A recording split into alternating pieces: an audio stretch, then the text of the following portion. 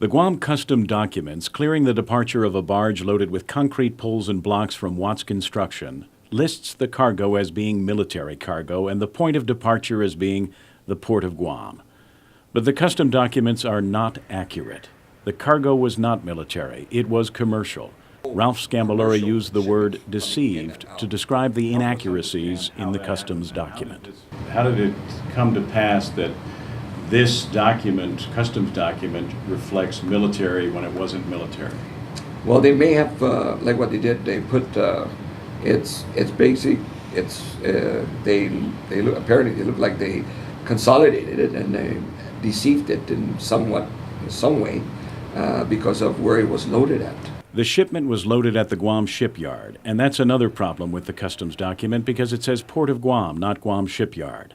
The commanding officer of Naval Base Guam, Captain Scott Galbraith, told PNC News that as far back as last spring, Watts approached his public works officer about shipping the concrete poles and blocks from the Navy's wharfs. I wanted to know if they could come in our back gate because they were making concrete poles just outside our back gate. Could they use one of our wharfs to load the poles onto a barge? And I said no.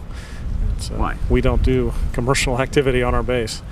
They came back a couple weeks later, the public works officer, and said, well, now they've gotten together with Guam Shipyard and would like to work with Guam Shipyard. Would we allow them access to get the poles to Guam Shipyard? And I said yes, because I don't interfere with commerce at Guam Shipyard. The customs shipping clearance document does not mention anything about the Guam Shipyard's docks. It says Port of Guam. Of course, it couldn't say Guam Shipyard because commercial cargo is only supposed to be loaded at the Port of Guam. Dennis Santo Tomas is the director of Guam Customs and Quarantine, and he says that it appears that the information provided to Customs Officer John Asuncion by the shipping agent for Watts was not, in his words, done in good faith. We're servicing customers.